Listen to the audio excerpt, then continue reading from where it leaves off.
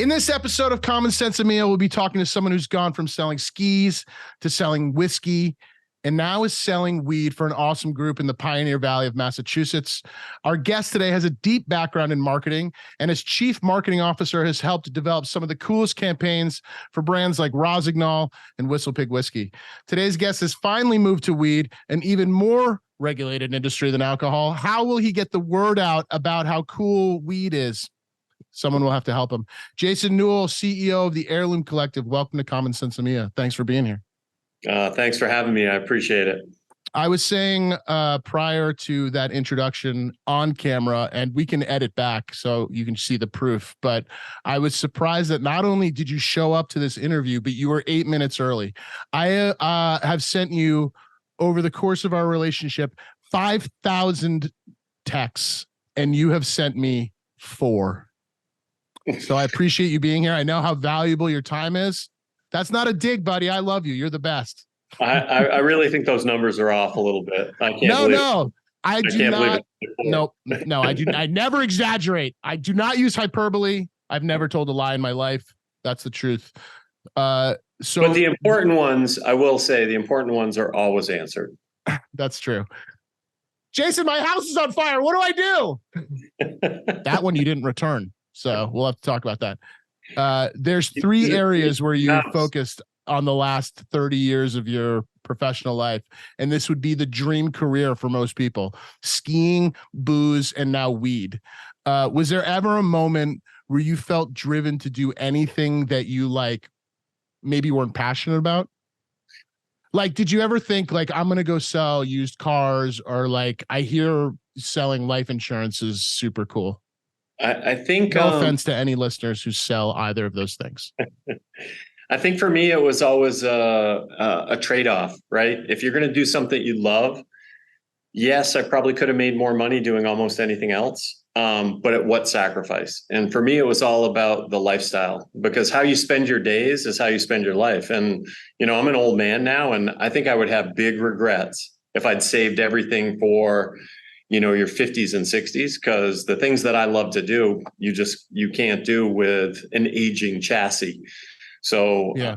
I'm thankful that I've been able to, make a living doing something that I'm super passionate about. And ski and snowboard, obviously a passion since I was a kid. Was always a whiskey and weed guy. I didn't know I would have ever have the opportunity to work in the cannabis space. But after a great run at Whistle Pig Whiskey, we had a ton of fun, and what an amazing brand. And then to have the opportunity to come into the, New England and Mass specifically market in cannabis, something I've been passionate about for a long time, was just, a no-brainer. Totally. So never compelled to do anything but something that you love. I don't know that I've ever actually talked about this particular motivation for entrepreneurship for me, but you hit the nail on the head, which is there were all the kind of business related factors that played into me wanting to start a company, right? I saw an opportunity. I had certain set of skills, like my boy Liam Neeson's. All of those things are true, but at the core of it, I just wanted to live a life where, I didn't wake up in the morning and was like, fuck, I have to go to that place again that I hate. Or I wanted to create a life where I enjoyed living. And blessed are we that we've been able to do that, because I think a lot of times, if circumstances had been different, would I have done something else to provide for my family? Of course. Yeah. But I never ran into that. So I feel very blessed to have had the run that I've had. Same. That's interesting. And I want to get to gratitude at some point, because it's as CannaPlanners is growing, and we can get into it now, but as CannaPlanners is growing, there's so much to do every day, every week, at Friday at 5, literally for the last 100 Fridays at 5 o'clock, I've been I've said verbatim, whoa, what a week. Or, you know what I mean?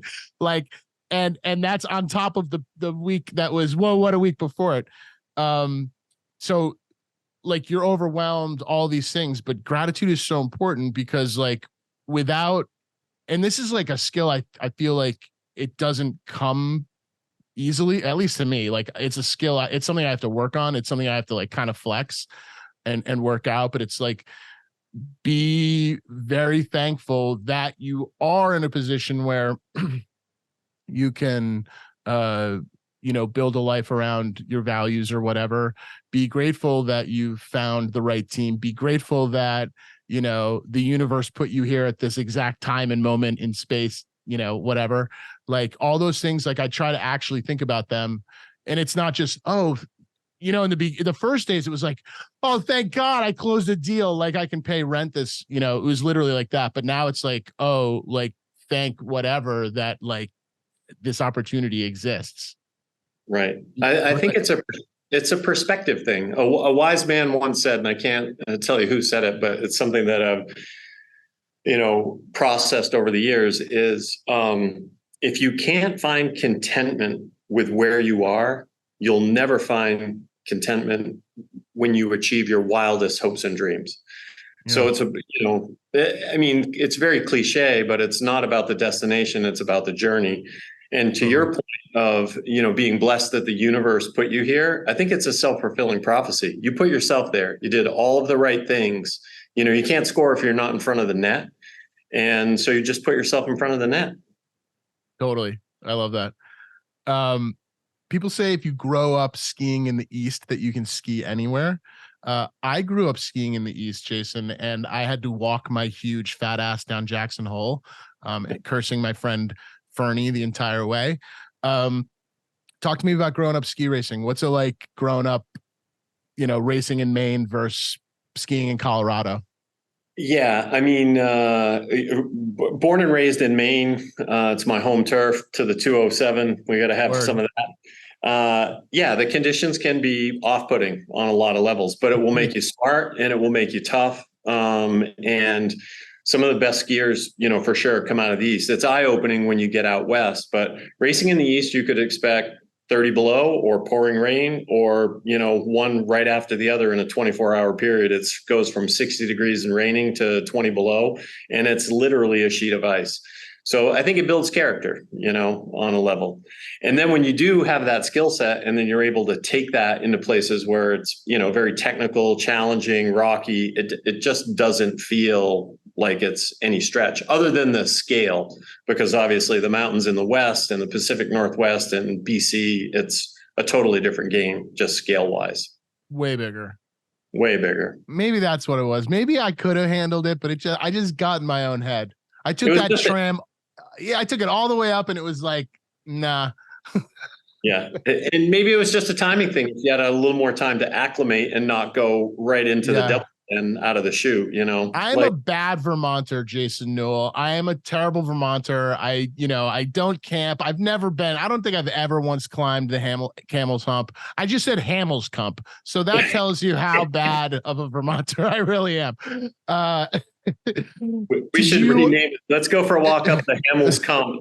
That's like after a couple too many, pre-rolls, it becomes the Cump.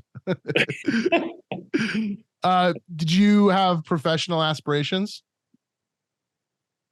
as a skier? Like, did you think you were going to for sure. For the Olympics? For a period of time, I thought that, I could, I was a good enough racer where it was starting to be something that I could fathom. And so you take it as far as you can, but at a certain point, you just realize, I don't have what it takes there. When you're 20 years old and at the top of your game and a 16-year-old Bodie Miller comes in and dusts you by 4 seconds, you're like, okay, so maybe I'll coach. Those who can't that guy Bodie Miller's pretty good. Yeah, he was pretty special. There was at Sugarloaf where I started, there were some great racers that came out of there. I mean, just absolutely amazing. And some monsters. Bodie was one of them. I grew up playing rugby, and there was a good amount of time where I convinced myself, and I was as big as maybe a little lighter, probably a little more muscular, but I was 6'2", 200 pounds in high school. So like, I was like, I think I'm going to play professional rugby, after college or something like that. I really loved the New Zealand All Blacks. I was like convinced. And then we went to this tournament in Amherst, Massachusetts, right? A high school tournament. And this prep school from South Korea, with the average height being like 5 foot and the average weight being 97 pounds, they trampled the shit out of us. Like they just ran all over us. And I was like, I'm out. I'm done. That's it. You just know, you know where your skill set is going to match up. Totally. Did you get there, or when to pull the ripcord? I feel bad for people that never had it and they just couldn't realize that, and they just chased it for years and years through injuries. And I'm like, dude, you're fighting a fight you can't win. So totally. Pull the ripcord. I think that happens a lot in football. That happens a lot in football for sure. So you're skiing, you're racing, you're figuring out that Bodie Miller might be better than you. At what point does the career aspirations change from racing to potentially supporting racers? I think at the same time that I was racing, I was also coaching and teaching at Sugarloaf. So I was in the game. I actually went to school in a ski industries program at the University of Maine, Farmington, that was specific to both on-hill and off-hill. So the business side, if you wanted to work for an apparel company or hard goods company, or if you wanted to go try and coach at whatever level from 0 to the US team. And the same thing on the teaching side. So I did that for about a decade, where I was doing stuff in the summer, kind of ran a surf and ski shop in Portland, Maine in the summertime, and spent, again, because it's a passion, I spent 110, 115 days a year on snow for a decade. Just skiing all day, every day. And it was amazing. So at the time I was figuring it out, I'd already been kind of dual pathing it, where I was already an instructor and coaching. So it was a seamless transition. It wasn't like there was a start and stop. It was just which of these two held more weight with my time and experience. And, so it was a very easy shift. And that was a great run. I imagine the ski industry, similar to the cannabis industry, and I don't know, maybe most industries, are pretty insular. Like they're pretty small. Like if you know someone, you can probably be introduced to somebody else. Is that kind of how it happened when you finally took a job with Rossignol? Yeah, exactly. I went from, I was spending a ton of time on the hill and working part-time in the ski shop, and I met the rep, who serviced the ski shops and stuff. And he needed, basically a man in a van. When I started, you literally start at the bottom because the jobs are so coveted in that space. You would do anything to just get your foot in the door. Right. It's like cannabis in a sense. How many people would like to work in the cannabis industry versus how many jobs there are? Right. And in the ski business, it was a very mature market. So, everybody wanted to be a rep. Everybody wanted to be a product developer. Everybody wanted to be in marketing. So it was a dogfight to get your foot in the door. And again, I was just in front of the net, and I was on the hill every day, and we sold a lot of skis. So when I had the opportunity to go, work for Rossignol, it was meant to be. And I spent 25 years at Rossignol. It was, I don't think we live in a time where it used to be pretty common, a whole career at a company, right. But to spend 25 years. And ironically, at Rossi, even at 25 years in, I was still the new guy. We had people that had 30, 35, 40 years tenure. Some of my mentors had been there, since the very beginning. So it was. I picture you there, 24-year tenure, and they're like, "Hey, new guy, take out the trash. Sweep the floor, buddy. Yeah. Drive that van to Jackson and scrape Will up off the hill. Go get that guy. He sucks at skiing. He's a bad Vermonter." Well, tell me kind of a bit about that journey, because it's like, it's like starting in the mailroom basically, and then becoming the executive of, some company, which is kind of what happened to you. Yeah, it was. I don't want to bore everybody with the details, but the first entry point is kind of, what was a tech rep or a brand ambassador. So you had a van with 100 pair of skis in it, and you were at Sugarloaf, Sunday River, Loon Mountain, Cannon Mountain. You basically would rip around New England and do demo days where people could try the product. but I'd had a mechanical and engineering background. I didn't go to school specifically for it, but I've always been like a motor builder and a kind of MacGyver. Yeah. And so, and having spent so much time in product, I was a tech rep for about a year, and then I actually got promoted to sales rep, and that was very lucky, just because the guy that was in the position was going further up the food chain, and I got to take over the New England territory, which for me was Maine, New Hampshire, and Boston inside the 495 loop. Which back in the day there was a ton of business being done there. And I did that for a couple of years, and then they needed a product developer. And as a young guy who hadn't traveled that much, to have the opportunity, we had factories in Spain and Italy and France. And on the product development team, we were going over there to work with our factories and understand their capabilities and what could we build for new product in all of those categories. So I spent, probably about 5 years on the product development side. And that was everything from actual product development to all of the magazine tests. And, a piece of that was managing our athletes. And there was two paths there, kind of race athletes and then free ride freestyle. And because of, I'd kind of had enough of racing at that point, and free ride freestyle was, super cool and up and coming, way cooler. So I kind of went that path, and that evolved into sports marketing, where we were managing the teams that were on the street, and X Games and Olympics for those athletes, and the TGR and Warren Miller films placement in that. So I did that for a while. And then towards the end, having done all of those jobs, internally, had an opportunity to be the director of marketing because I had a penchant for that as well. I loved it, just what we could do, because that space in early days, there was no POV cameras other than literally a giant, camera mounted on early Warren Millers. We were starting to see the predecessors to like GoPros, Viocam, these cool little like military cameras that you could wear and actually see what was happening. So I think at that time, it was a super innovative space, and to make and create that content with some of the best and brightest, most of the teams that were making the content at that level on the Hill back in the day,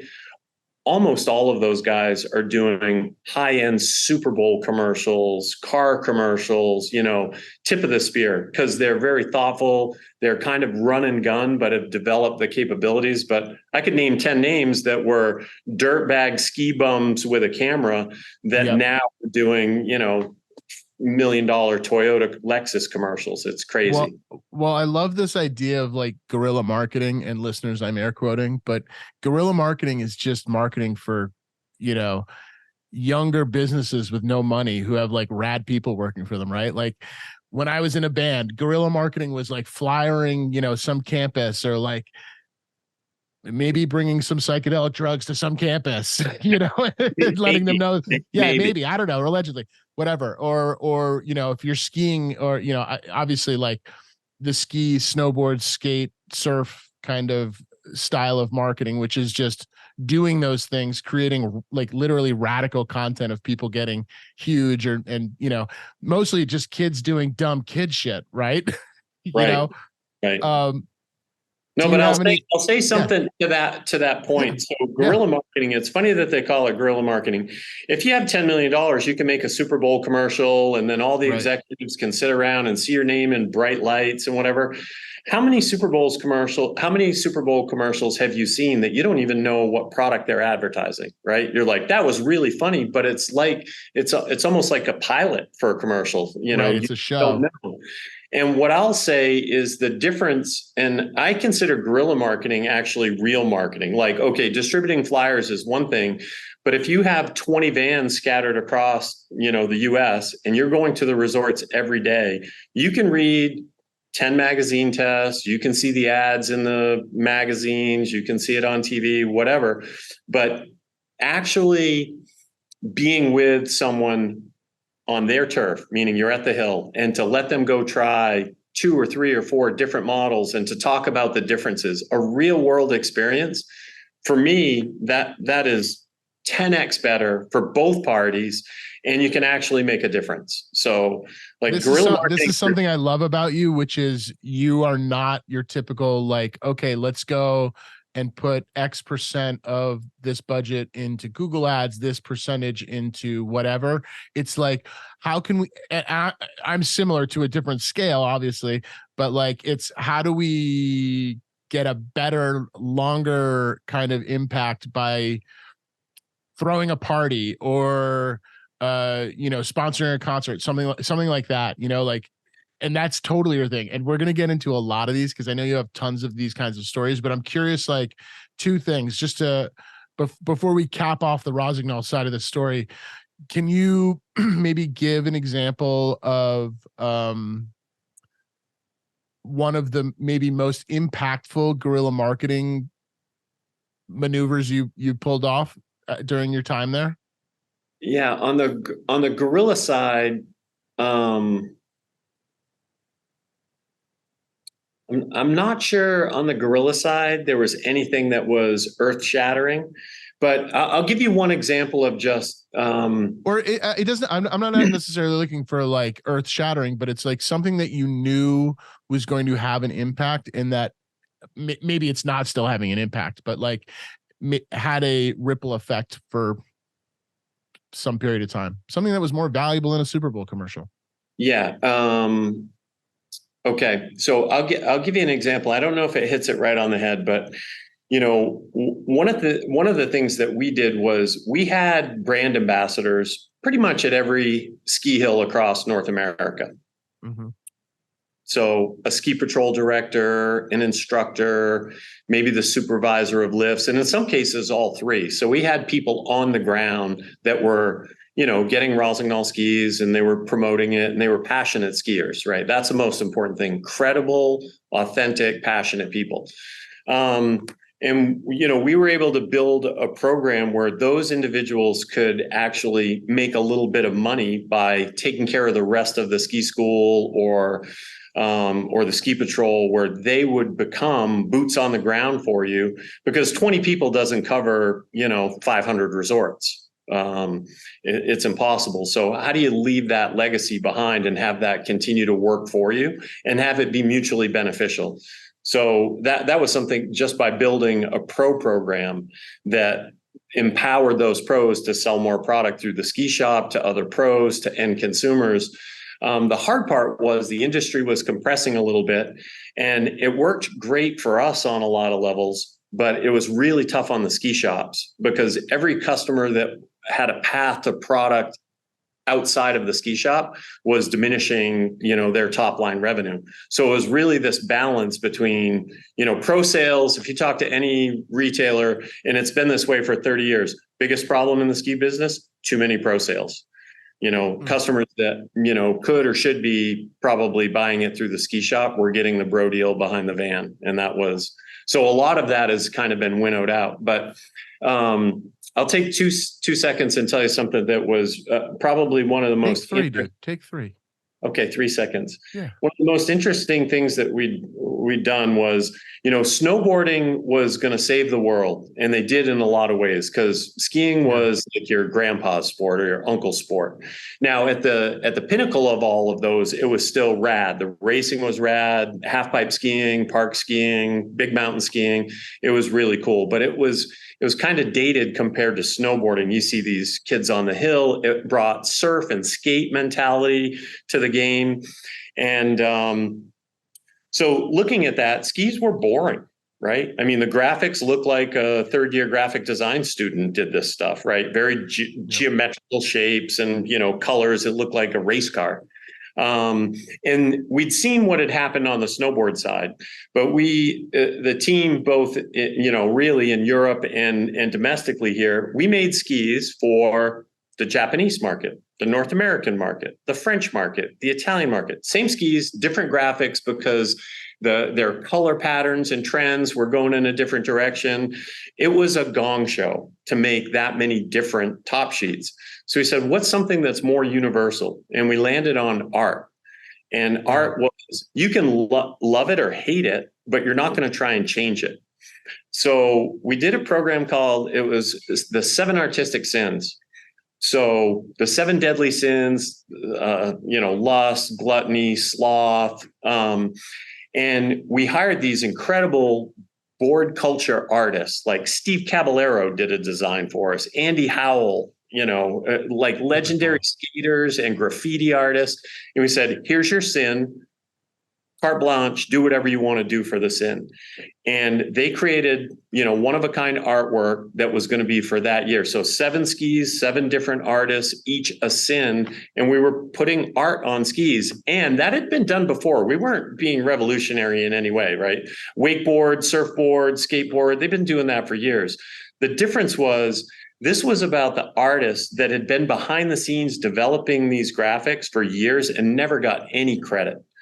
And so this was about Steve Caballero with his, to be able to do something really cool in the space and paying homage to the artists that really had lent themselves and the craft and artwork to the cause. And so the 7 Deadly Sins, incredible artwork, and it ran for probably a period of 6 or 7 years. And the artwork was just rad. And it was really about the artists and the coming together with a sport and finally getting their just desserts for the work that they've done.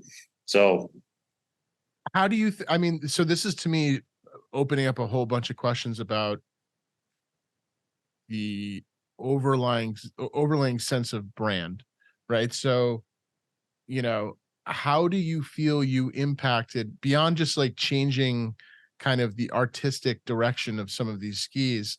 Like, how did you, have the balls, and B, what did you actually do to change? You had to have changed somebody's mind, right? Like, they weren't just like, all right, Jason, we're a $300 million cap company or whatever, like, go do whatever you want to do. Like, how did you know? How did you have the confidence? How, Jason Newell? How? So I'm not sure. I was probably too young to really care. I think now with faced with that same opportunity, challenge, to both kill it or absolutely fuck it up, I would probably be a little more concerned. The interesting thing about Rossi, as an example, was it was a 100-year-old brand when I started, a legacy brand. So it's a totally different proposition if we think of a super cool new product and we're going to start from zero and try and get it to hero. It's a totally different proposition. With Rossi, my personal philosophy on that was, this was not my brand to really mess with. I was a steward of the brand that should help it evolve as the market had changed, and not to just be disruptive for the sake of being disruptive. So I looked at that with a lot of respect, and the legacy and the history, even though it had grown a little long in the tooth, still brought incredible cultural relevancy, because it was Rossi and people could love it or hate it. But you couldn't deny the history. So evolving that was really pretty easy. And I think the confidence came from when you spend 100 days a year in the mountains, on the hills, in the ski shops, you see what's working, what people think are cool, what they don't, for what reasons. Those guys are selling out. These guys are super rad. You had just incredible optics on what was working and why. And then to refine that down and winnow it down so that it fit your brand was really pretty easy. And again, with not that I don't give a fucks, but maybe too young to really understand the enormity of how we could have taken it in a direction that was uncomfortable. And here's an example of that. We had a silhouette of a woman, and this is 25 years ago, where, like kind of almost like trucker's mud flap. And it was of concern, but this ski was specifically targeted to a youthful audience. And you could see that type of example of art everywhere. So we put a fairly obscure, but definitely an outline, of a body on a ski. And, the ski was targeted for the 13 to 25-year-old that was in the free ride space. And, the moms, they revolted against buying. They would always come and buy a Rossignol ski, as an example. But, there were some graphics that were pushing the envelope a little bit there, and you're respectful of it. You try and understand both sides of it, but at the end of the day, you need to give the kids what they wanted. And nothing will help you sell products more than angry moms. Like, just ask the fucking entire hip hop community. Like, the parental advisory warning on that was because of moms, right. all that stuff. And Two Live Crew just sold way more records than they even thought they could while sitting in front of Congress. For sure.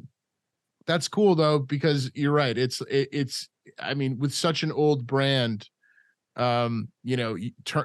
stopping and turning a freighter that's been going for 100 years is not a simple task, for sure. Not a simple task. But we also had the luxury of looking at brands like Cadillac. Like, Cadillac was the coolest brand on the planet for a long time. And then it was, this is a gangster mobster grandpa car.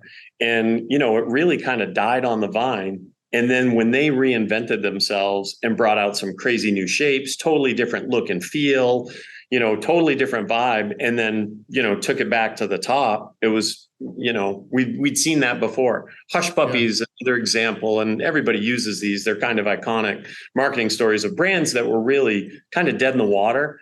And what was that, to get Gladwellian about it, what was that tipping point? Like, what could you do with a brand, and where could you go from a product development, where you were talking about it? Was it environmental? Was it about quality? Was it about price point? What were those elements? And it can be as simple as, Keanu Reeves wore Ugg boots to, a red carpet. And then all of a sudden that trickle down effect. And it's rarely one silver bullet, but you can kind of stack those elements together to build cultural relevancy if your brand has something to say and something to stand for, and, it's a true story. Besides kind of the starting at the bottom, aspect of working at Rossignol, was there leadership to help you carve a path, or was this entirely, your vision that you felt like you were shepherding for Rossignol? I think there's a couple things there. This was never an individual pursuit, because we're talking about a legacy brand that sold skis in every place in the world that it snowed, right? So you had to factor in a few other things. But I think the great thing about the leadership at Rossignol at the time, and this was Rossignol, Dynastar, Lang, Look, we had an apparel brand. There were other brands that were in and out. We had a foray into inline skates that was too little too late in the game. But like rollerblades? Well, inline skates. So rollerblade, the free world. What are inline skates? They're rollerblades. It's like Band-Aid. What's a Band-Aid? Okay. Everybody calls it rollerblading, but it's actually inline skating. There's got it. Skills in the line versus a rollerblading is a proper noun. That's like Kleenex. Is it a tissue or Kleenex? So, I didn't know that either. Yeah, the tissue is inline skates, and the Kleenex is the brand. Okay. Inline skating. Okay, so you're talking about rollerblading. So rollerblading, which is great for them. I mean, what a home run. And they deserve that because they were first in. They had the largest market share in the world, and everyone bought a pair of inline skates. You know who bought a second pair of inline skates? Nobody. So the bell curve on that was 50,000 pair globally to 5 million pair globally, and then back down to like 100,000 pair, because the people that were passionate about it still bought, but it was just a massive bell curve that was in and out. And we got in about the time the market was bottoming out. So we really, didn't have much of a chance. And they're not all wins, Jason. We had a USP though, which was our inline skate portion of this boot. You could take your skates off. You could take the wheels off and have like a hiking boot. So you could snap your inline skate wheels onto this boot and then skate down to the coffee shop and then pop your, inline skate off, put it in your backpack and walk around in these. I can't imagine why this didn't catch on, Jason Newell, I said totally sarcastically. No, it was terrible. Everybody hated it. It was not good. It I was had not good. no idea rollerblading was that's the name of a company. Yeah, Rollerblade. rollerblade is the biggest, and was the biggest for that massive bell curve. That But was it is. one of those things that I just didn't understand. Like, I remember that summer. It was one summer, and my brother is just a little bit younger than me, so um he got sucked into that. He had all the stuff.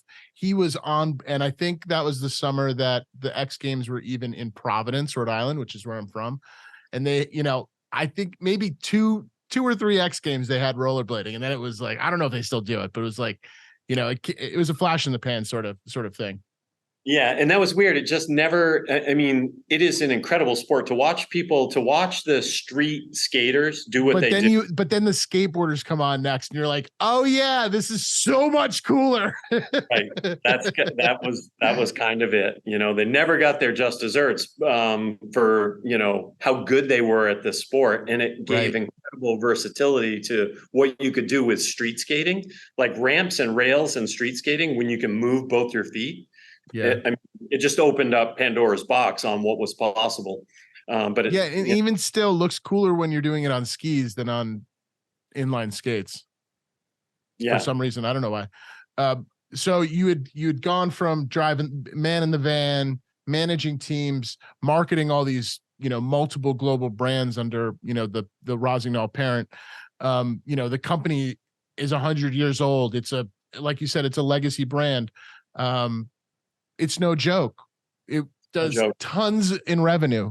Why did you end up leaving? To be honest, I felt like I had done everything I could do in snow sports.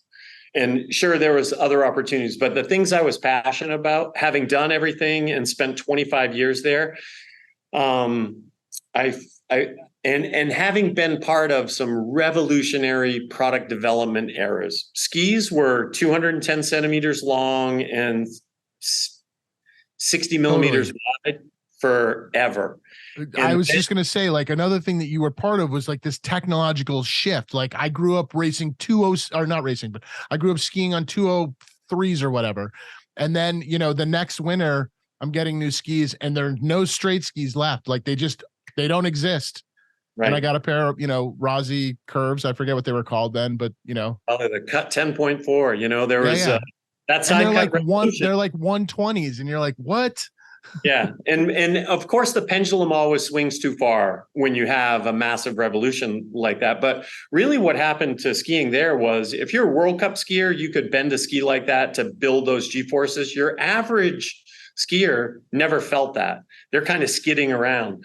You watch snowboarders come down and they're carving these perfect arcs because they're on a 150 centimeter board and it's got great side cut. And they're like, what are those guys doing? How about we do some of that? So the industry, with a couple of key players kind of leading the charge there, all of a sudden the skis were 20 centimeters shorter and had massive side cuts. So a good intermediate skier could roll the ski on edge and experience the G-force and fun factor. So being part of the side cut revolution and then the rocker camber revolution, where skis always had a lot of camber, right, and it pressured the tip and tail a lot. That's not necessarily always a great thing. So when you have reverse camber or dual camber in a ski and a much wider platform that made it more fun and friendly, and with side cut built in, so between side cut revolution and rocker camber revolution, and all the other stuff was evolving. Bindings were getting better, boots were getting more comfortable, but I didn't see much more. There was going to be evolution from that point forward, and unfortunately, the ski business had its own challenges. The mom and pop resorts were closing because they couldn't compete with the big resorts. There was a supply and demand issue. I mean, think about the cost and expense at times to take your family skiing, and you could get there for a week and the conditions aren't great or it's raining. If you want a guaranteed, you go to, Disneyland so the competition for leisure dollars was impacting it, and the industry was, kind of feeling it. And having done everything that I felt like I could do or that I really wanted to do, the opportunity to go into the whiskey business, which whiskey and weed and ski and snowboard. I mean, the ski and snowboard industry was a massive party. Sure, of course. We invented après ski, right? Like ski all day, and then we're going to go party. And I think that the cannabis, especially, was a big part of the ski and snowboard world. Of course. And so it was for me. It was for everyone, I think. I mean, large swaths of it was, what's better than, having a pre-roll and going to ski some pow? Bro, the gondola. Everybody wants to go in the gondola. Every mountain in the world had a 420 shack. They had a Bob Marley shack or a Bob Dylan. I mean, there was a place on the mountain where everyone would congregate. And I laugh because I'm going to fast forward to where we are currently in this. We talk about consumption, right? Access to consumption, right? Where can we go and do this? And I was like, guys should just look at what ski and snowboard did for, now it was all illegal back then and it was a different world, but there were places on the mountain designed specifically so you and your friends could go have a little safety break and then, go back out on the hill. And I'm not condoning that because it's not for everyone, but there was for us. It was a community. You'd roll in there, and even if you didn't have any, somebody else had set a little piece on the, little offering box to kind of pay it forward, right? You're like, yes, there's a nice bud in the box. Woo! That's awesome. Yeah. No, but your question was, why did you leave? And 25 years is a long time. I felt like I still have a lot to give in this space. And then having the opportunity, literally WhistlePig was in my backyard. I lived up in Middlebury, Vermont, actually Cornwall, Vermont, which is, a mile from Middlebury. Mm-hmm. I lived there for 25 years. And I'd seen this cool little whiskey company kind of pop up. It was at an old farm, an old dairy farm that was being renovated. And, it's a small town. So everybody knew everything that was going on. And I watched these guys grow for, and do what they were doing. And it was really interesting for the first, I guess it was probably 4 or 5, 6 years. And then, the opportunity came about where they were looking to scale their brand a little bit. And they thought that my Rolodex and history and, kind of network that I was plugged into could be of benefit. And I honestly wasn't sure, to be honest. But then after we, put our toes in the water, it looked like it was, there was a lot of crossover, a lot of opportunity there. Were you not sure because of, why weren't you sure? Like what? I wasn't sure that. Was there a red flag or something? No, I just wasn't sure that. Okay, this is the layup piece of it.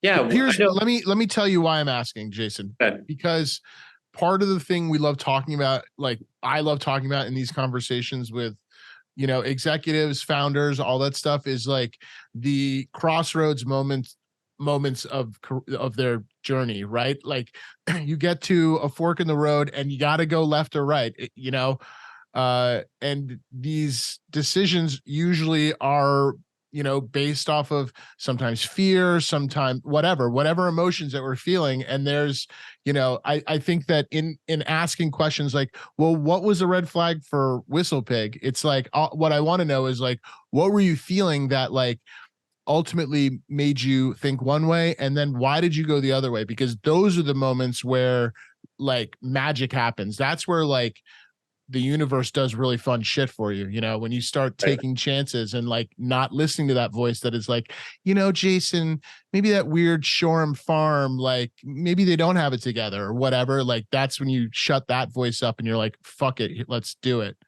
Right. No, and that's a great question. So I think my fears were that knowing all of the resort management and bars and towns and all of those ski towns. Now, I will say this, one thing that I knew that would work is skiing and whiskey go hand in hand, right? Sure. If you go to the Moose in Jackson Hole, après ski, you're definitely going to drink some whiskey. Yep. And you go to the high-end bars in Vail, you're going to drink whiskey.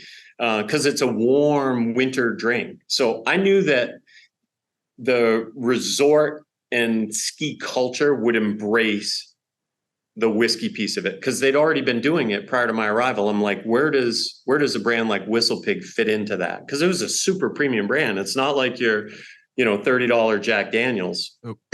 So I think that was a pretty easy path as an example, which is how can we take the Whistle Pig brand and integrate it into, the connections that I had in snow sports was, I built it over 25 years and been lucky enough for everybody that were mentors of mine. They introduced me to the free world. And, so that allowed for something. And we knew that it was culturally relevant and credible. And you could just go in there and put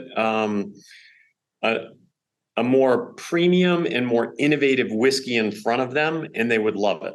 And, so that worked on a level. And the other thing, I think it was just kind of a no fucks given attitude. Like, as an example, during COVID, we were supposed to do the Gumball Rally. Whistle Pig was going to go on the Gumball Rally, and it was going to run from, Toronto to Miami, and COVID hit. And we couldn't do any of that. So we were going to age whiskey on the road, with a Gumball Rally, and Maximilian Cooper, the founder of Gumball Rally, was all into it. So we had this all set up, and then everything was put on hold. And interestingly enough, every bar, restaurant, and hotel was also closed. So a big portion of our business just shut off overnight. March 20th, 2020, the world imploded for bars, restaurants, hotels, and that was a staple of ours. Whistle Pig was really starting to gain traction in all of those spaces. But as an example, Gumball Rally didn't happen. So we're like, fuck it, do it ourselves. So we grabbed an 18-wheeler, filled it with, barrels of whiskey. We had some great partners of a beer brand in California, Firestone Walker, and we had Jordan Winery. And innovation in the whiskey space, I will say Whistle Pig was super innovative. There's always the sherry finished whiskey like Macallan, and people like that taste. And there's the big smoky scotchy. But innovation, like, could you finish it in a Calvados cask, a Burgundy cask, a wine cask, spirits cask, cachaça, Japanese umeshu, and Whistle Pig? The team there had been given free will to go do whatever they wanted, and there was a lot of trials, and a lot of them didn't work. But the ones that worked were home runs, and it was a new and different whiskey taste, not a cocktail, just a finishing process. That is where the whiskey goes into that barrel. You can't add anything to whiskey, but you could take a sherry barrel, and when it's degorged, dumped out, put whiskey in it and let it sit. All of that sherry flavor is in the wood. And so it will impart those flavors and, might bring out a dark few. We're going down a rabbit hole there. No, that's okay. I think what's interesting, the thing I'm smiling about is like, you kind of traded in being an uber nerd about skiing and found a new thing. It's equally as fascinating. There's so many foxhole rabbit holes to kind of go down in any booze, but like whiskey is right. It's endless. There's endless things you can do. For sure. How did you end up making? You just made content with the. No, so we going down to Florida or whatever? We were, if you put, and actually that last point had merit because I'm going to talk about what it is. Normally you'd take a whiskey and you'd put it in a wine barrel, and it could sit for as little as 3 weeks or 3 months, blah, blah, blah. And then there was some interesting stuff going on in the space called dynamic aging. Like, what could you do if you put that barrel on a ship? Or what could you do if you played music to it? Or what could you do if you could vibrate that? So we're like, well, how about a Route 66 cross-country road trip where you go through massive temperature fluctuation? Because every time the temperature changes, it's forcing the whiskey in and out of the wood. At 30 below, it contracts. At 100 above, at 100 degrees, hot summer day, it expands. So you're just forcing the whiskey in and out of the wood, which imparts more flavor. So an elevation change, same thing. So we're like, we loaded a truck with whiskey barrels. We drove it to Firestone Walker, picked up some amazing barrels from those guys, beer barrels, put the whiskey in the beer barrel. We also went to Jordan Winery and put a bunch of our whiskey in the wine barrels, and we drove it back and forth across Route 66. And to make things fun, I had some friends at VP Racing Fuels, and I said, "Hey, can you make us a racing fuel out of whiskey?" And they're like, "Yeah, we can probably do that." So we sent them down a bunch of, white dog, white pig, Yeah. and they built a fuel. And then I bought, I was given permission to buy a Hellcat, and we wrapped it with this really cool guy, Glarb, who's become super famous now. We couldn't afford him to do the wrap now. And we got Chris Jacobs from Overhauling and Christy Lee from All Girls Garage and a buddy of mine, Reed Morales, who's a legendary marketer from California. We loaded up an 18-wheeler. We drove it across country, changing out the barrels in the whiskey, and drove it back. And we stopped at Bondurant Racing, which was Radford Racing, and we had this Hellcat, and we ran it on the VP fuel mixture that was made out of whiskey. So we actually ran the car on whiskey on the track. And that's one of those things where, drinking and driving, you don't see a lot of whiskey ads with cars in them. And you definitely don't see, just because, it's a dangerous game. But if you're very clear with your intentions, like, this is serious, we're driving, there is no whiskey. Once we're done for the day, the keys go in the basket. It's okay to go, cars in the garage. It's okay to go have a whiskey. And we just presented it that way. But the content that we created of the, whiskey powered Hellcat and the massive road trip across, Route 66 to California and back. I mean, the whiskey traveled 6,000 miles. And when we got back, we weren't sure because, we tested the barrels in a static aging just to see, because you can kind of trial it. But what are you going to do with 100 barrels of whiskey? I mean, it's a lot of inventory and worth a lot of money. Could we potentially fuck it up? Yeah, that was there, but that's part of the risk reward. And we're like, fuck it, let's do it. And the CEO at WhistlePig was, always down for a good time. He, an amazing guy, and really led the team through all of that. And there were some great people, the distillery team, all chemical engineers. They're like, yeah, let's have some fun with this. So, we did that, and the content was great, and the product was called Roadstock, and it ended up being a home run. And it was just one more kind of, in WhistlePig's arsenal of amazing innovation, and that was really fun to be a part of. And I could tell you, whiskey marketing money was different than ski marketing money. Way bigger. Way bigger. Yeah, a different deal. Well, you're still utilizing, guerrilla marketing, kind of atypical marketing tactics, just with a bigger credit card. Yeah, 100%. And that stuff is the front door to all of those marketing opportunities. Hey, do you want to sponsor our music series? And I'll give you like Bonnaroo. Do you want to take WhistlePig to Bonnaroo? Sure, that sounds really cool. Well, here's the price of admission: $100,000, $200,000, $300,000 to be the title presenting sponsor. And we never took that front door. I've always struggled with that front door approach. Maybe if I worked at Jack Daniels, it would have been a different deal. But I was like, no. What's the side door? Where's your super premium VIP area? Oh, all the glamping and Airstreams that are sitting at front of house in Bonnaroo. Why don't we do whiskey tastings for those guys? It's probably at $100 a bottle or $70 a bottle. It wasn't something that was going to make sense to the people in the pit, right? That were, five buddies of Subaru driving to Tennessee to see Bonnaroo.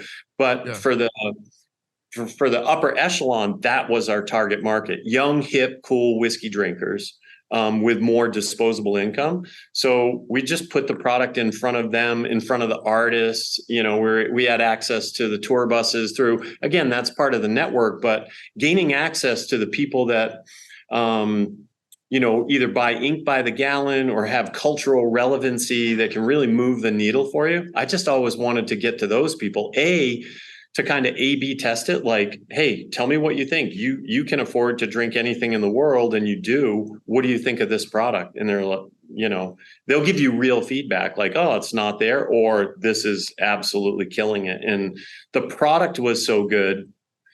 All the marketing in the world is not going to fix bad product.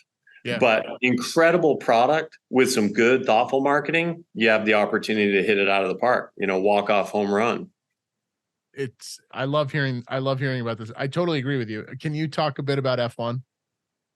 One of the first times we hung out, you were like, hey, check this out. And you know, I was expecting something way worse, but you showed me some really cool video footage of the helicopter coming in with was it Botas? I don't remember. Yeah. Valtteri Bottas. Yeah, yeah. So and this was something that even and this, I spoke earlier about the senior leadership team at WhistlePig, and um, F1 was probably a little above our pay grade at that time. Those contracts are, significant because it's a massive global audience that you can put your brand in front of. And we weren't even really a global brand then. Like, we really kind of cut our path in North America, and we were starting to do a little in France and Italy, and the UK was pretty strong, but we were by no means a global brand like Jack Daniels. I keep using them as an example, but they're the most. Yeah, for sure. It's a reference point for massive global distribution, right? Go to any country in the world, you can probably get a, Jack Daniels. Sure. So they said, hey, maybe we should do an F1 sponsorship. We love the space, the place. It's, really cool opportunity. So with Team Alfa Romeo, we had an opportunity, again, through not front door, side door. Some of our, senior leadership had some people that they knew, and we were able to go talk to those guys. And the price of admission is still high. But we went in there, and we had a WhistlePig sticker on a car, and we went to the domestic races here, and our Euro comrades went to some of the races in Europe. And it is, I think the thing for me that really made it make sense was F1 is absolutely tip of the spear. Stuff that was developed in F1 20 years ago, anti-lock brakes, skid control, all of those things. That is where that development happens, because the budgets are huge and they need all of those things to push the envelope at that level. We benefit from that now. The car you drive today has F1 technology that now, where it used to cost $1 million, now it costs $2,000, and they can put it on every passenger car. From a safety perspective, from a performance perspective, refining turbos and superchargers that would work, in everyday, start it up, drive to the grocery store, drive it back. Turbos from 30 years ago would, they'd blow up. But now they're able to do that. So for me, the innovation in F1 and pushing the envelope well beyond where you should be pushing it, or maybe it's just the right amount. We were trying to do the same thing in the whiskey space.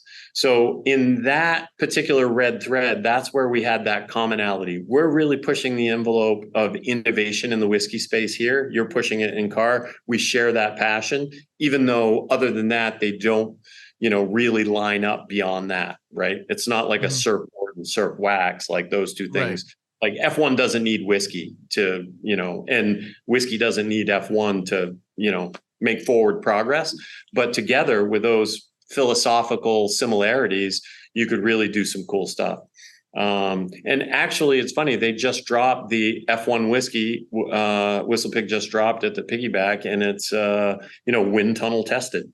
And there's some other cool elements that you can take a deep dive in and see what that's all about. But really cool. So F1 was like, oh my God, we're gonna, do an F1 partnership with this whiskey brand, and what a ride. And to your point, you get the driver for a day or two. Valtteri Bottas is an interesting guy, right? Legacy, super pro, incredible driver.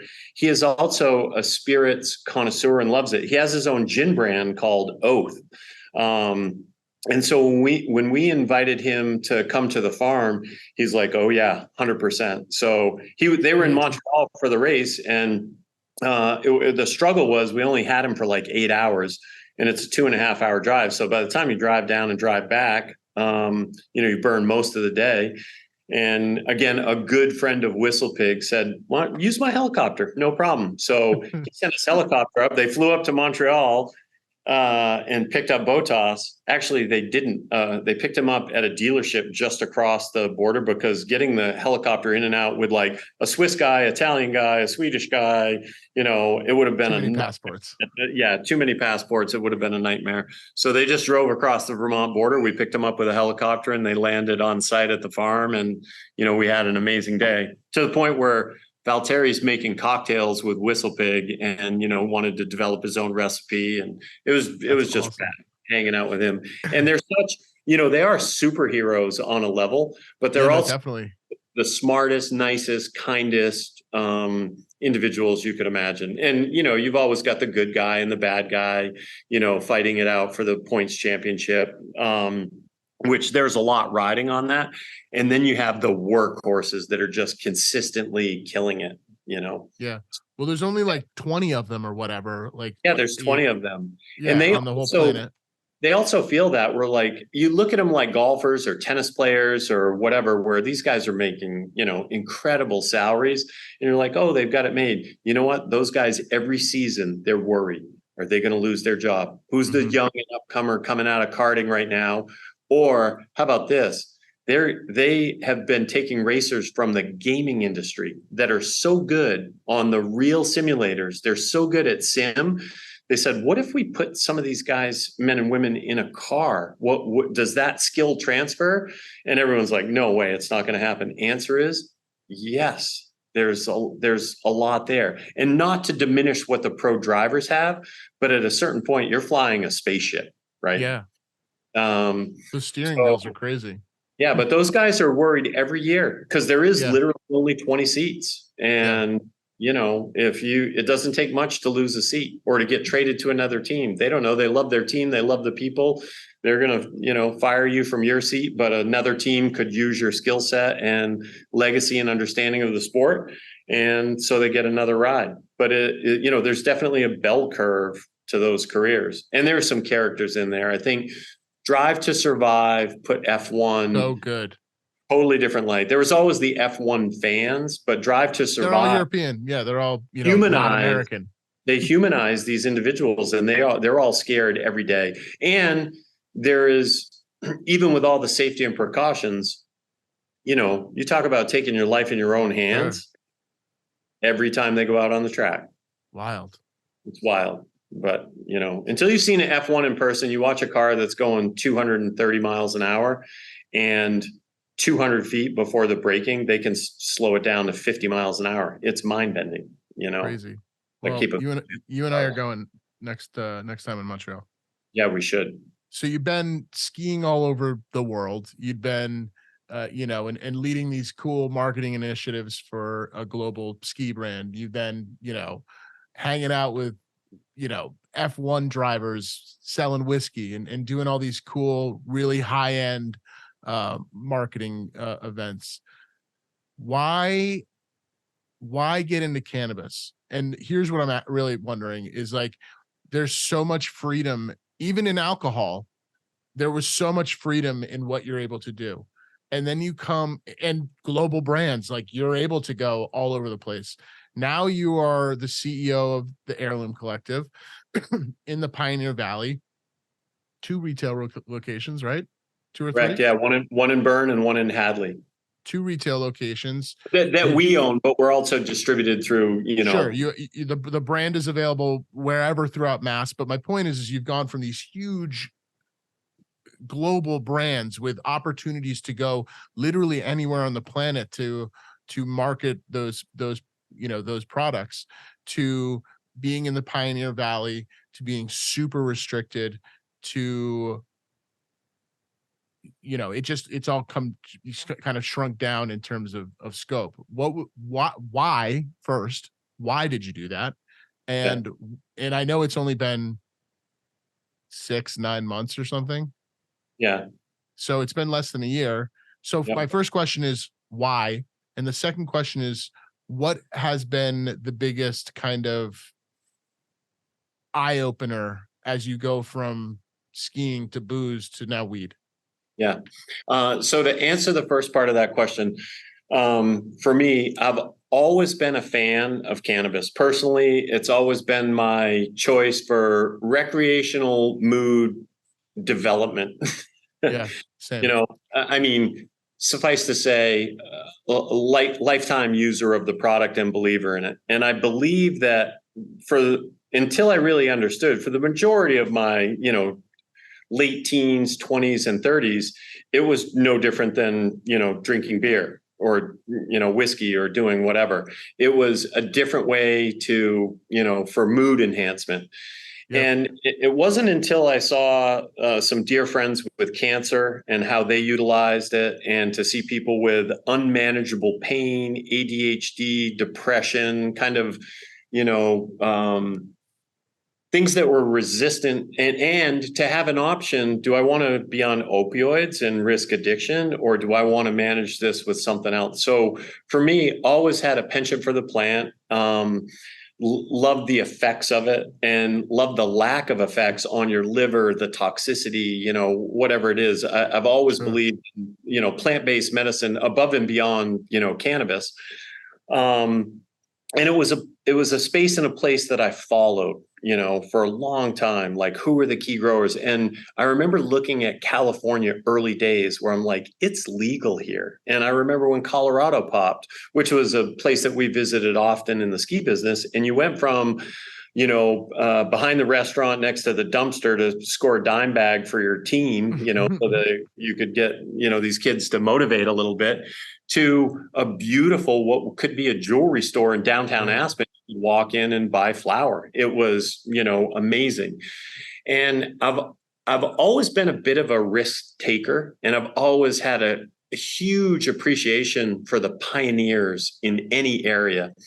And so even though we've had decades of legalization in other parts of the country, to see the Northeast, my kind of home turf, you know, being a Maine guy, in New England's home turf, I would never live anywhere else. I just, you know, the vibe is right for me. But to see that happening, realizing that this is the wild, wild west, it's the tip of the spear. We went from decriminalization to legalization to you could grow a little to your own, to now having full markets. I mean, the mass market is going to do 1.6 billion in retail sales, just Massachusetts. Crazy. That's mind blowing. And how much of the black market still exists out there?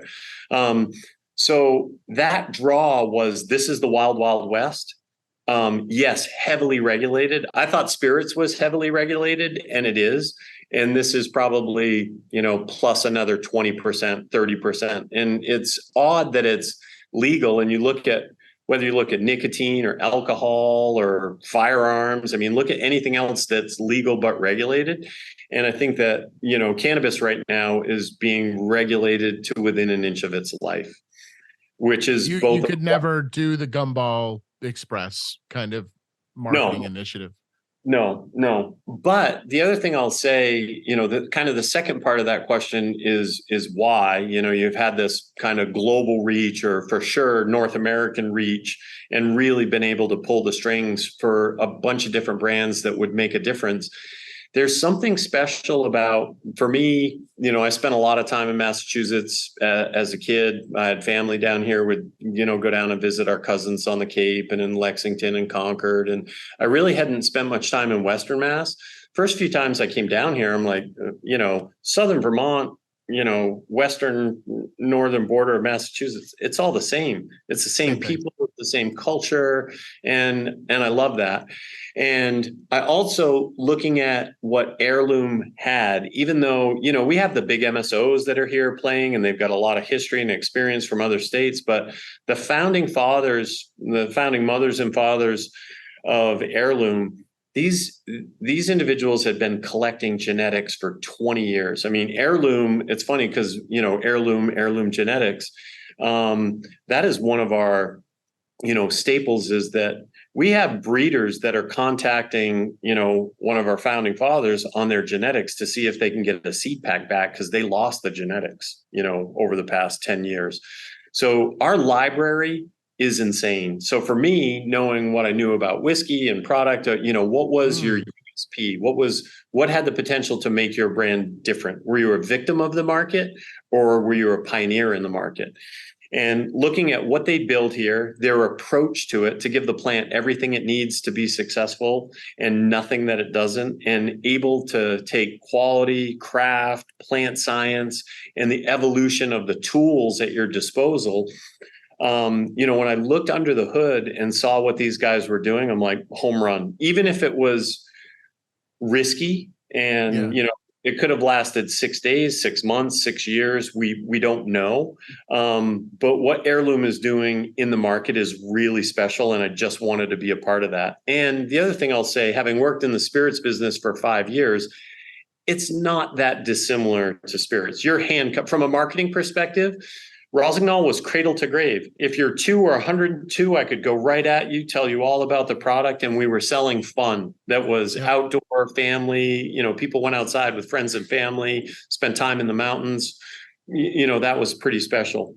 And in the whiskey business, I thought the same, right? Where we help people kind of lighten the mood a little bit, and have some social lubricant, but heavily regulated. And how you're able to do what you're able to do in all the states. We still have dry counties. There are counties that don't sell whiskey in a lot of places, and we have places where the state owns it. So there's a set of compliance issues there, and then you have the open market, which is kind of a free for all, and everything in between. So for me, having the experience in the spirits market was really interesting, because the compliance on the cannabis side, there's a couple more layers to that onion, but it's not dissimilar.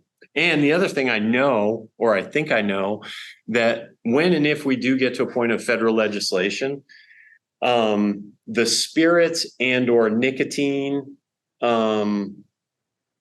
infrastructure, and this will be both a blessing and a curse. They're going to follow some elements of spirits for sure with cannabis on federal legalization. And that's where, it gets a little easier. But having dealt with a heavily compliant industry with a lot of oversight and a lot of rules and regulations, spirits was not. At times I was like, really? We can't do that? But other than that, it's not that far off. And again, Wild West, new market opening up, to watch what the market's done over time, to watch the in and out of the players, what's happening. The retail environment is, super challenging. The wholesale environment, even more challenging right now, because, all the markets precursor to mass market. Same thing. In the beginning, there's not enough flower, so it's max price. Once the market matures and all the cultivation comes online, you're in an oversupply situation, and that's going to drive the price down. And then there's equilibrium once things balance out. So masses, this probably as well as anyone, but the mass market, in 21, price went down by, 40+%. In 22, another 45 to 50%. It's come down dramatically, and now we're almost at parity with the black and gray market. So, when that happens everywhere, and that will stabilize, unfortunately or fortunately, it will winnow out a lot of the weak ones. And those that remain standing, there's a great business here that provides the public with access to product that, before you're really rolling the dice a little bit. You didn't know where it came from. If people had, lower strength pot, were they, did they think about, and did they, in some cases did they spice it up a bit? And I think just access to clean, real cannabis in whatever form you want to ingest it in is pretty incredible, because I do see the benefits at a number of levels, from a pain management, sleep. If you're an insomniac and you're taking Ambien every night, not a good long-term proposition. If you can do a 1-to-1 THC to CBD ratioed product and find sleep with no addiction issue, with no toxicity, that's really exciting. The learning curve from being the CMO of product CPG companies, and then moving to CEO of a cannabis company it sounds wild to me. Just complete, in addition to, you've been marketing focused, you've been sales focused for most of your career, and now you are sales focused, but also you have to figure out how to run a retail. You have to figure out how to run a grow operation, like all these new things. I'm curious about the learning curve, and given how nerdy I know you are, how much of a like how is it soaked in? How have you been ingesting all that information? It's interesting. So I think for me, yeah, the CEO role's different, but I'd had the luxury of working at, like, we could use WhistlePig as an example. The senior leadership team was, 4 people, Right. 5 people. So you really got to peek under the hood, and how are you dealing with the finances of this? What's AR look like? What's AP look like? How do you balance this out? How do we, and it was a real understudy when you get to see those EBITDA numbers and gross profit margins. So I got to do that. I got to do it with smaller divisions at Rossignol. So I was, Yeah. at a point in time, oversaw the binding.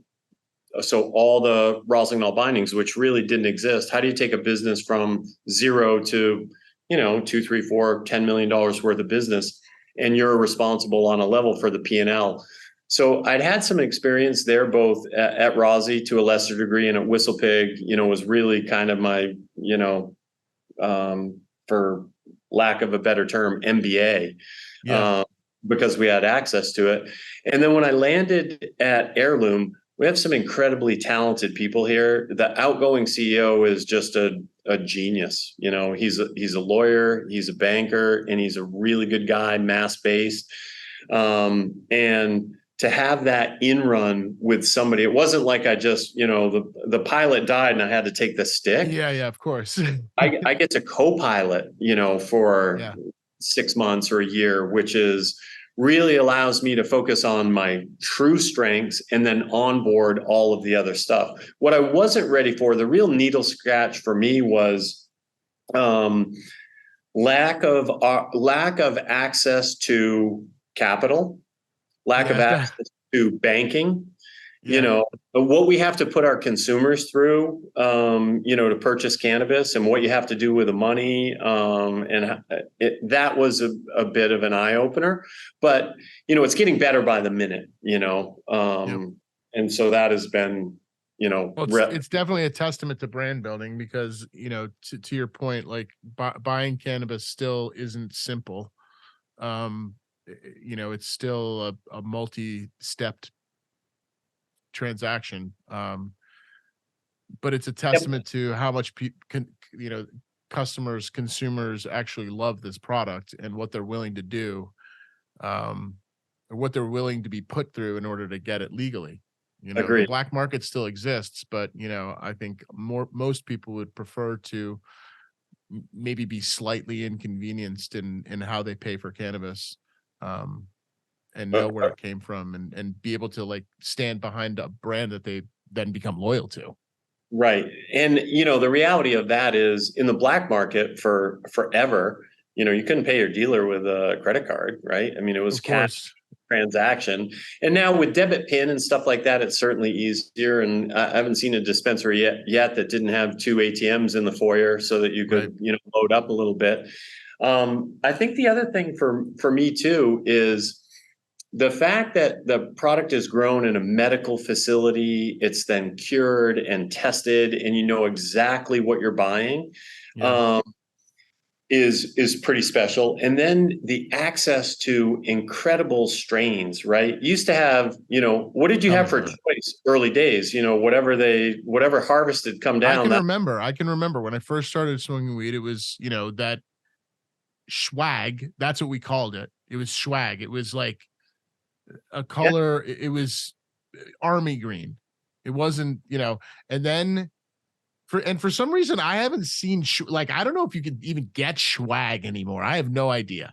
I'm glad I can't. But it was either really, really shitty weed, full of stems and seeds or whatever, or maybe, if you were lucky, kind bud, which is what it was called back then. Like, if one of your buddies had a lead on kind bud, you were out probably $75 a gram, but like, you were stoked.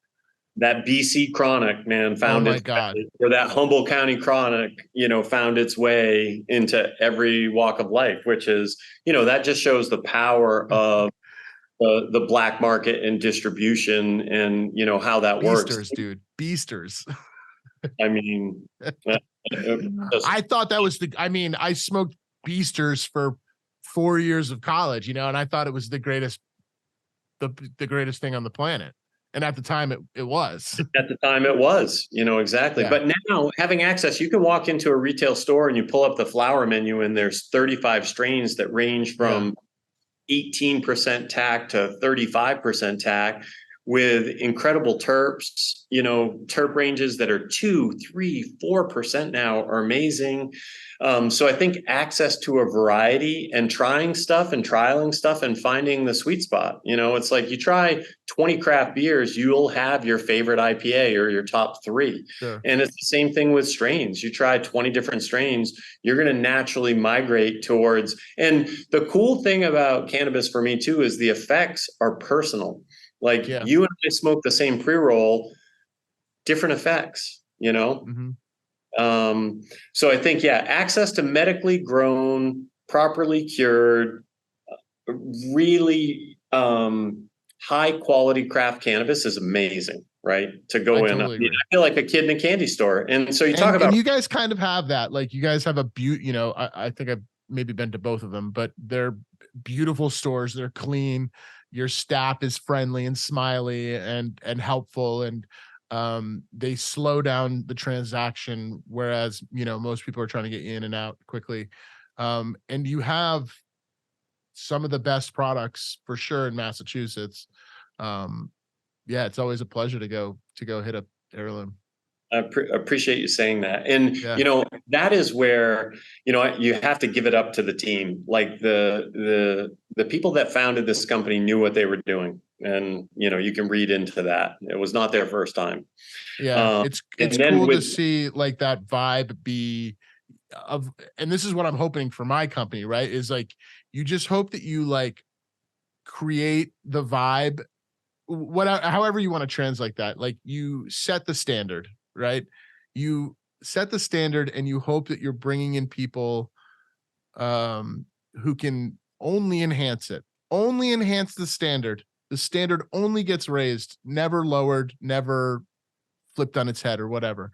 Like it's a lot of trust you have to have been put into you for sure.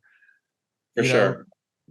But I was going to say, like the team here, right? These guys have PhD in plant science, right? And microbiology from UMass Amherst. We're lucky where we are. UMass Amherst is right here. And they run the gauntlet from big ag that is literally feeding the world and what tactics are being employed there. And not all of those things work, but some of them are very relevant. So our director of cultivation and his team, what these individuals do on a daily basis, they are in love with these plants. And everybody at Heirloom, we're in Western Mass, and I think people think that cannabis space is cool and they'd like to go work in it. Maybe, do I want to be a bartender or bud tender, And there's for sure a lot of that. But even our bud tenders, they're passionate about the product. They feel a commitment to everybody that walks through the door, and they get to share all of this incredible product and let people kind of trial some stuff and then get the feedback and help continue to evolve that person's, the customer's experience with new or different strains, or I like this and I didn't like that. What else do you have? I mean, it's a curated menu based on what's coming out of cultivation. And, we're running a lot of different strains that really, variety is the spice of life. Big time. So, and we've got that in spades. And then to add a layer in, how do you take a fully craft approach and then scale it a little bit? And I'm not talking about scale to the point of taking over the world. I'm talking about being able to grow enough to serve the mass market and maintain the quality that you would. We're a small operation. Like we often don't have enough to go around. Everybody would like a little bit more if they could potentially get it. But we drop our harvest and, the majority of it sneaks out the door pretty quickly. And every element, again, whether it's our, distillation for concentrates, our sugar production, resin, rosins, edibles, chocolates, tinctures, oils, solves, balms. I mean, you can really, you can incorporate THC in your life in a lot of different ways. And we don't outsource anything. We do everything internally. And that way we have total control of it every step of the way. But it all starts with super high quality flower and genetics. And, the downstream derivative of that is incredible sugars, resin, rosin, vape products. So we're having a blast here, and the team is a united one. We're out here, a little bit removed where there's still free thinking. You walk outside, you're in the foothills. Pioneer Valley is a beautiful place. And, everybody that's at Heirloom, or I should say almost everybody that's Heirloom, they're here because they're passionate about the space and the plant and their particular set of skills that they can help impart and make it a little bit better. So, well, I definitely felt that when I was there, a couple of weeks ago. Shout out to Jess. Yeah, Jess. Yeah, local. Shout out to Jess. She Shout out to Jess. took her time with me, and yeah, she's great. But to your point, like that, I felt that, and that's not always. I think that like a lot. This is obviously a hyperbolic generalization, but a lot of cannabis retailers don't necessarily have retail experience, and there is a whole je ne sais quoi about the retail experience and what that actually means. And some dispensaries take a convenience store approach, others feel like a DMV. But there are those who actually consider what they want that customer journey to look like, what they want the experience to be like once that customer walks right into the door. And for sure, I felt that with you guys. And that's where there's a lot of similarity. Like in the retail spaces, as an example, you have the hardcore 20-something super user, right? Yeah. Davey and Debbie the dabbers, right? They're taking it deep. And then you have 65, 70-year-old men and women that are coming in that want something to help them sleep. So that balance of, and it's no different. There are ski and snowboard shops that are hardcore. If you're just a regular intermediate skier looking for it and you walk in there like, oh, too much. Yeah. So how do you have that balance where everybody feels comfortable, from the medical side to the recreation side?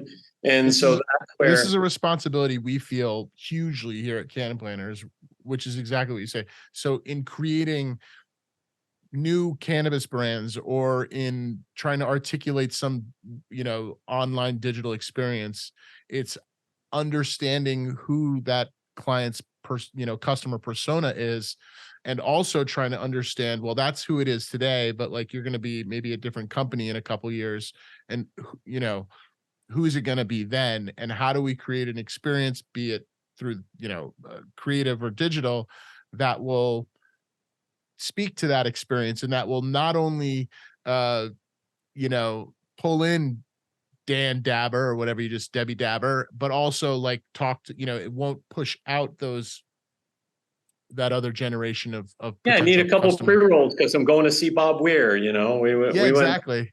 We went to see Bob Weir and the Wolf Brothers the other night up at Shelburne Museum.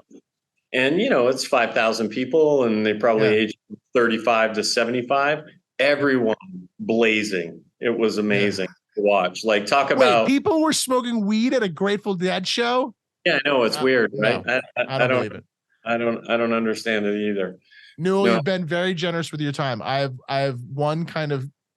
There's so much we can go into, and maybe we'll do another one of these. Like I'm really interested in understanding your aspirations for your huge product line, and what's all going to happen there. Like there's so many things I do want to talk to you about, and we're going to have a follow-up. But we're deep here, and I want to be respectful of your time. So given that you've been there for a very short period of time, we'll say 9 months, whatever it's been, what are the immediate opportunities that are burning holes inside of your being? What can you not wait to do? I can't wait to see the confluence of cannabis retail and cannabis consumption. And, having been in the whiskey business, and seen it, up close and personal, the camaraderie and the culture of going to a great bar Friday in New York City for happy hour, it's amazing. You've got the suits and the dirt bags, and everybody kind of coalesces together, and they're all sharing, this spirit, this mood lifter with their friends. And everybody, by and large, they know they're all there for the same reasons. We're going to go have a couple pops after a long week. And it's amazing. And right now, other than a few kind of key areas, we're mostly relegated to, all right, let's go outside. And there are some consumption events, don't get me wrong, but they're few and far between. It's still safety meetings. I know what you mean. Like you're it's still going to the fort, the Bob Marley shed. You're still going, like, for sure, there's a huge opportunity to like create a community around the community. Yeah. And to give people a place where they can go comfortably and consistently. Like the consumption events, a lot of them are kind of pop-ups. There's a few that are great, and I'm really psyched to see the continued expansion. But right now, they're not. And I'm not saying that, we're not going to rebuild for cannabis what spirits has done over time, right? The dive bar, the pool, the cocktail bar, like that's probably never going to happen. But to have that blend of consumption and retail, where does the cannabis consumer go to share? And you see it when you go to these events, you see it happening. How do we replicate that beyond just this one space that was rented out for the night? And even then, normally you're like, oh, the upstairs neighbors or downstairs neighbors, you're smoking them out. It smells like, so you have to shut it down for a little while.